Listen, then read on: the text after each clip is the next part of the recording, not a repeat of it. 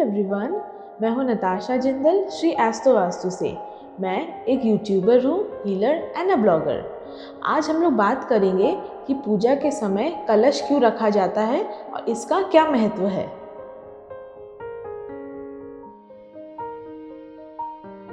अक्सर हम लोग ने देखा है कि पूजा के समय, गृह प्रवेश के समय, शादी के समय हम लोग कलश रखते हैं, पर इसके पीछे क्या कारण है वो आज मैं आपको बताती हूँ। तो सबसे पहले हम लोग बात करेंगे कुछ माइथोलॉजिकल रीजंस के बारे में।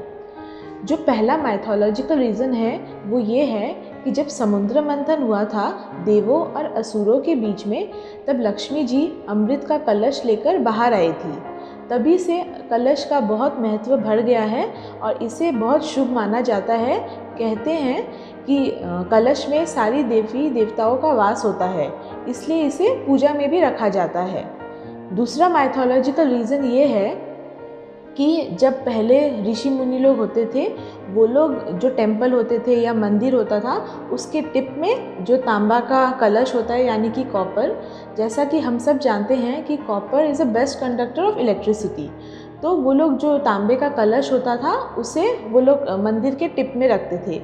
तो जब लाइटनिंग होती थी तो वो कलश अपने जगह से नहीं हिलता था। तो इसलिए ये मान्यता हो गई कि कलश बहुत शुभ है, इसे अगर आप पूजा में रखेंगे तो हमारा काम बहुत अच्छे से होगा। पर जो रियल लॉजिकल रीज़न या साइंटिफिक रीज़न आप कह सकते हैं वो ये है कि हम लोग हमेशा कलश में पानी रखते हैं, और पानी हम सब जानते हैं कि बहुत पॉजिटिव वाइब्स देता है और उसमें इतनी शक्ति होती है कि वो इन्वायरमेंट की जो पॉजिटिव एनर्जी है उसको एब्जॉर्व कर सके। तो जब मंत्रों का उच्चारण होता है तो जो कलश में पानी होता है वो सारे पॉजिटिव एनर्जी को एब्जॉर्व कर लेता है।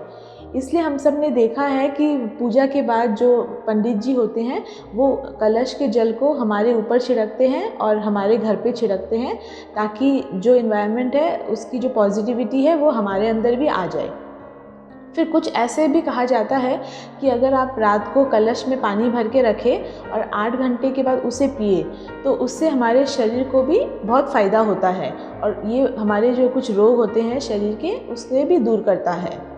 कहते हैं कि जो 5 एलिमेंट्स होते हैं, जैसे कि हम सब जानते हैं भूमि, गगन, अग्नि, वायु, नीर, ये सब भी एक कलश में वास करते हैं, क्योंकि जो वायु देवता है वो कलश में रहते हैं। तो ये जो 5 एलिमेंट्स है, जैसे मैं आपको समझाती हूँ, जो नीचे कलश का बेस होता है वो अर्थ एलिमेंट को रिप्रेजेंट करता है। फिर कलश के अंदर जो पानी होता है वो वाटर एलिमेंट को रिप्रेजेंट करता है। तो इस तरह जो कलश होता है उसकी बनावट ऐसी होती है कि वो पांचों एलिमेंट्स को रिप्रेजेंट करता है। अध्यात्म विज्ञान के अनुसार तांबों से तैयार लेखों का देवता पूजन में बहुत ही महत्वपूर्ण स्थान होता है, क्योंकि जो तांबा होता है वो 30% ज़्यादा सात्विकता की क्षमता रखता है, इसीलिए इसे बहुत ही महत्वपूर्ण धातु माना जाता है। तो इसी के साथ मेरा ये वीडियो ख़त्म होता है। अगर आपको मेरा ये वीडियो पसंद आए तो इसे लाइक करिए और सब्सक्राइब करिए।